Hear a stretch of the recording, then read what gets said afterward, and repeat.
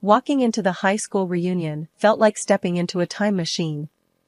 I'm Anna, just a regular 32-year-old financial analyst, nothing fancy about me. As I mingled, the air was thick with nostalgia.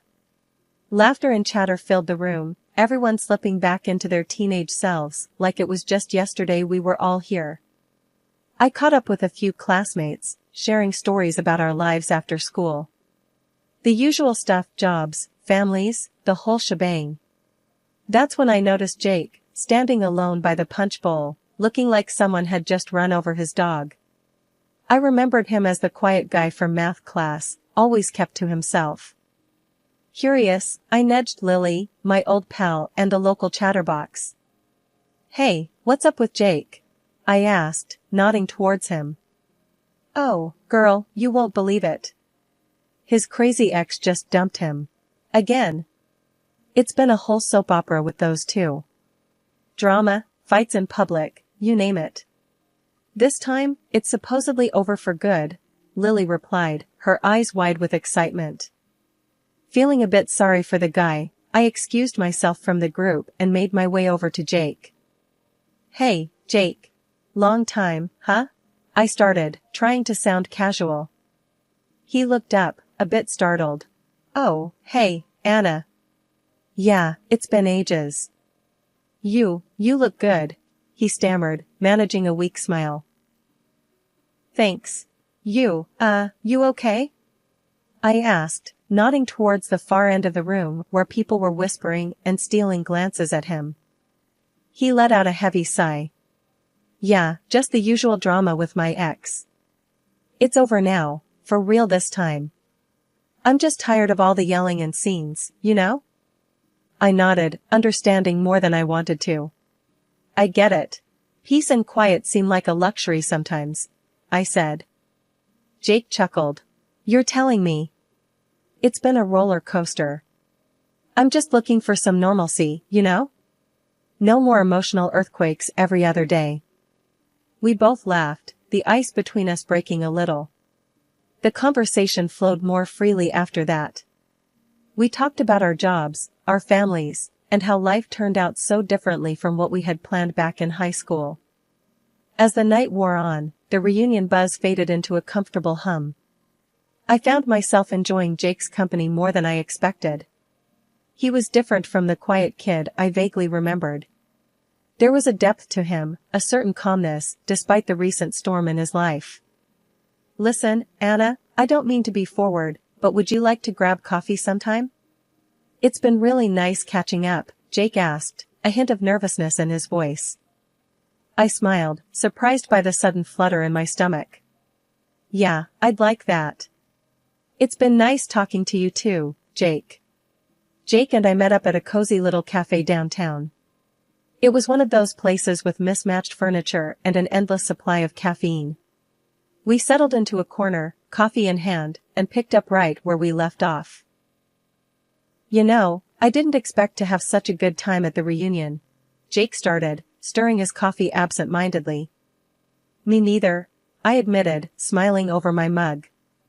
"Especially not the part where I'd end up sitting here with you." Jake laughed, and it was a sound that made me feel unexpectedly at ease. Life's weird like that. One minute you're minding your own business, the next you're getting coffee with someone you barely spoke 2 words to in high school. "Yeah, and now look at us, talking like old friends," I said, feeling a warmth in my chest that had nothing to do with the coffee. We talked for hours, about everything and nothing. Work, family, the latest TV shows we were hooked on. It was easy, comfortable.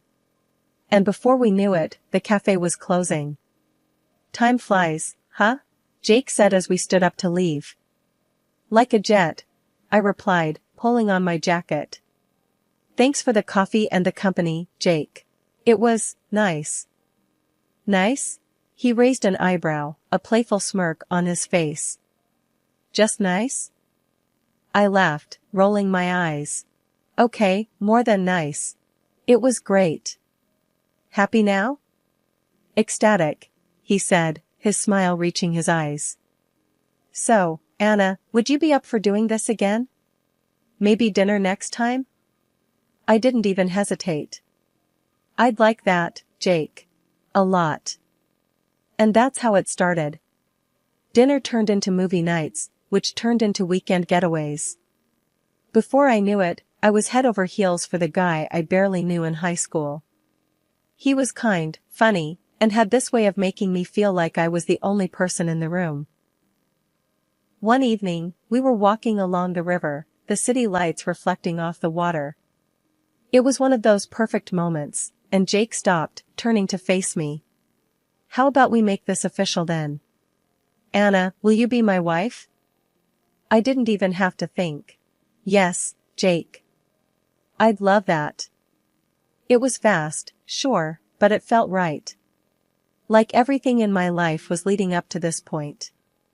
The next few months were a blur of happiness. I was in love, and it felt like nothing could touch us.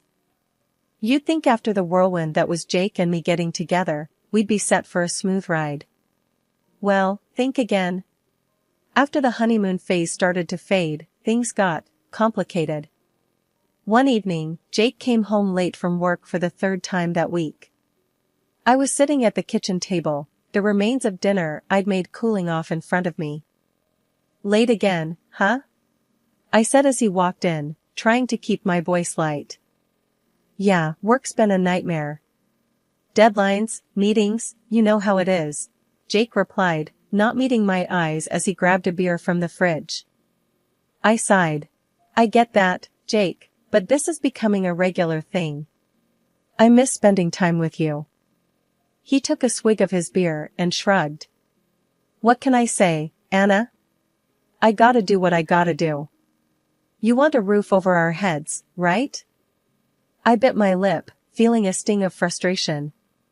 It's not about that, Jake. It feels like you're avoiding me. We used to have fun, remember? Now you're always tired or busy. Jake let out a short laugh, but there was no humor in it. Fun? What do you want to do, Anna? Sit around and watch TV all night. Come on, we're not kids anymore. His words felt like a slap. So what, you're saying I'm boring now? He didn't answer right away, just took another sip of his beer. I'm saying we're adults, Anna.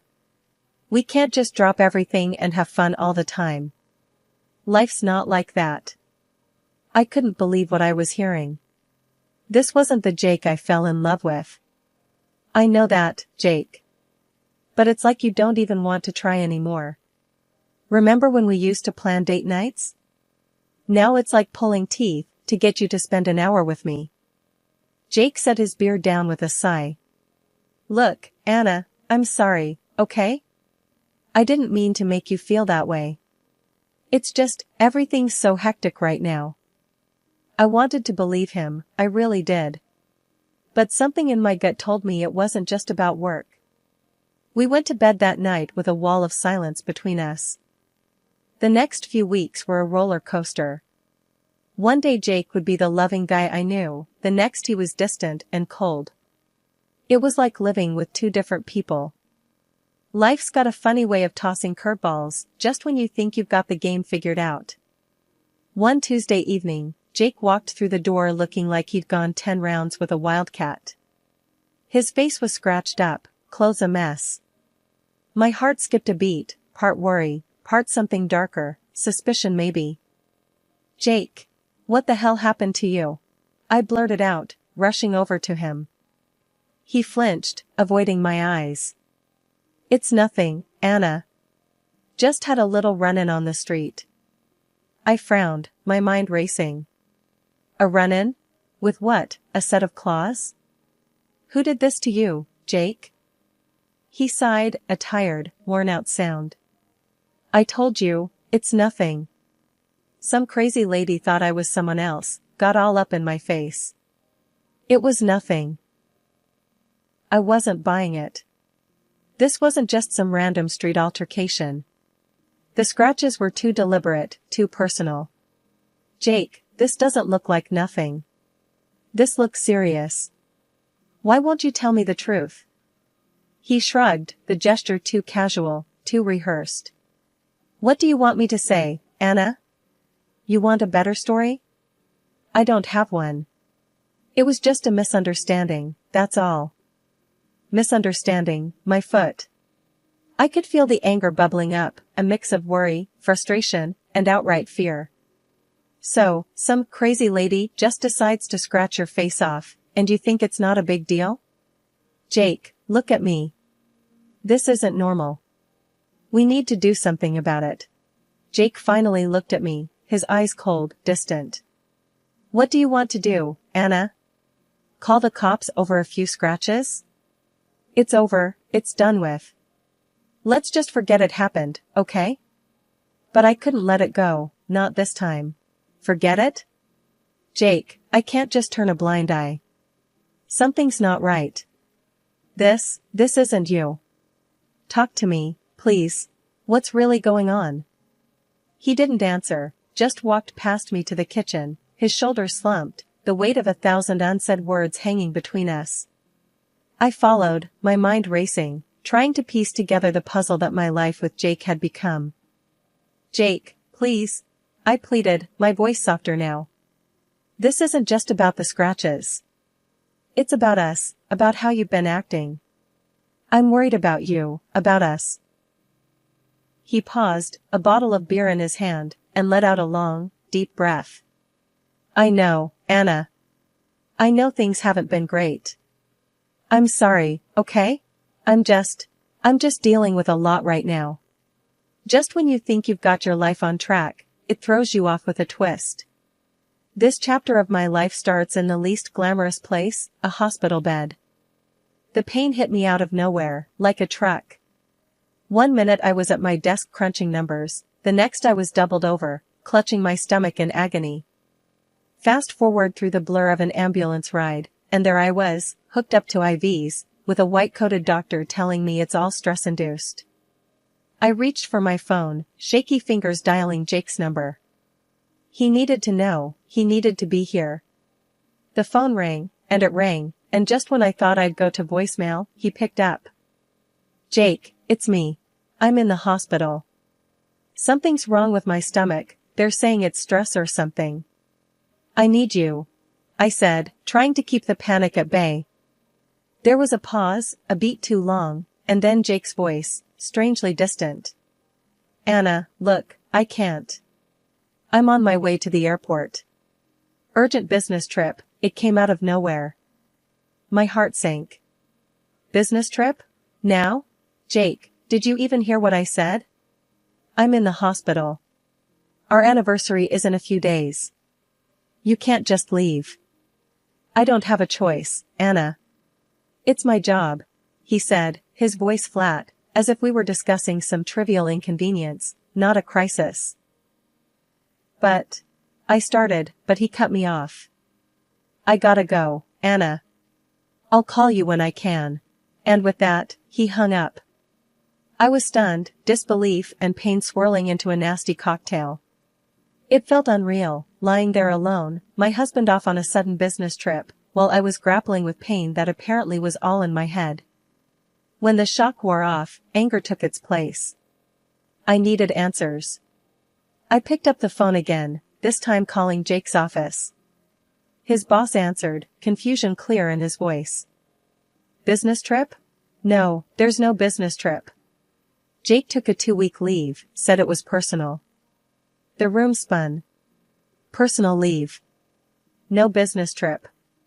I was suddenly very aware of the cold, sterile hospital room around me, the beeping of machines, the distant chatter of nurses. It felt like I was in a bubble, watching my life crumble from the inside. I hung up and called Lily, my trusty source for all things gossip. Maybe she knew something, anything, that could make sense of this mess. Lily, it's Anna. I need to know, have you heard anything about Jake recently? There was a pause, then Lily's voice, cautious. Anna, are you sure you want to know? Just tell me, Lily. Okay, but brace yourself. Word is, Jake's been seen around town with his ex. You know, the crazy one. They're saying he's back with her. I couldn't breathe. It was like every fear, Every doubt I'd ever had about Jake and his mysterious behavior came crashing down on me all at once. The late nights, the scratches, the sudden business trip. It all made a horrible kind of sense. "Anna? Are you there? Are you okay?" Lily's voice broke through my thoughts. "No, Lily, I'm not okay. I'm far from okay. But thanks for telling me."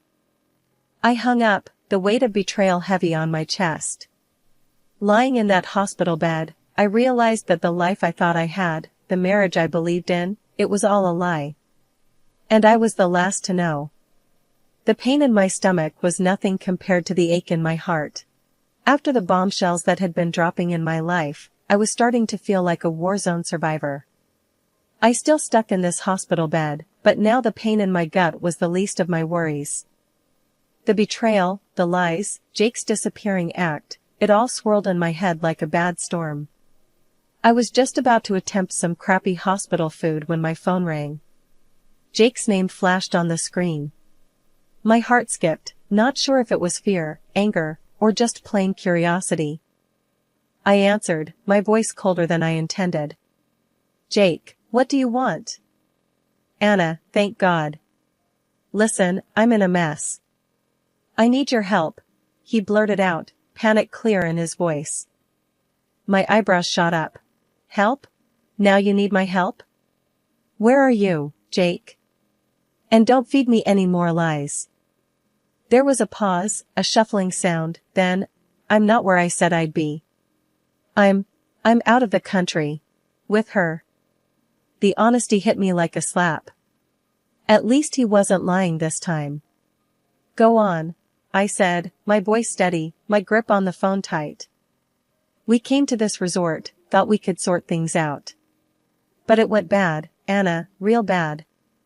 We got into a fight, and now we're in trouble with the local police. They've thrown us in a cell, and it's bad here, Anna, real bad." I almost laughed. Almost. The sheer audacity of the man was almost comical. "So let me get this straight. You ditch your wife in the hospital, run off with your ex, to some exotic location, and now you're in jail, calling me for help? Anna, please. I know I messed up, but this is serious. They're talking about fines, jail time, lawyers. I don't know what to do." His voice cracked, and for a moment, just a moment, I felt a pang of the old affection. But it passed, leaving a bitter taste in my mouth. "Jake, you made your bed. Now you get to lie in it. With her," I said, each word sharp and clear. I hung up before he could say another word. But I wasn't done yet. I had one more call to make. I dialed Jake's parents, the words pouring out before they could even say hello. "Mr. and Mrs. Smith, it's Anna. I'm sorry to call like this, but there's something you need to know about Jake." Their shock was evident, their voices a mix of disbelief and horror as I laid it all out, the affair, the betrayal, and now the desperate call from some foreign jail. "This is unbelievable. Our Jake, doing something like this? And now he's in trouble?" Mr. Smith's voice was a low rumble, a storm brewing. Mrs. Smith was quick to add, "He's always been impulsive, but this? This is too much. We can't condone this behavior. He needs to learn, and if that means facing the consequences, then so be it." I hung up, the weight of the conversation heavy on my shoulders, but my resolve unshaken. Jake had made his choices, and now, he had to face the music, alone. I was done being the safety net, the fallback plan. Fresh out of the hospital, I was just settling into the quiet of my own place when the doorbell rang. I wasn't expecting anyone, certainly not Jake. But there he was, standing on my doorstep, looking like he'd been dragged through hell and back. "Anna," Jake said, his voice barely above a whisper. I need to talk to you." I raised an eyebrow, my arms crossed. "Really? Now you need to talk? What's up, Jake? Cat got your tongue?" He stepped inside, looking around the place like it was foreign land. "I'm in deep trouble, Anna. You know that. I need your help.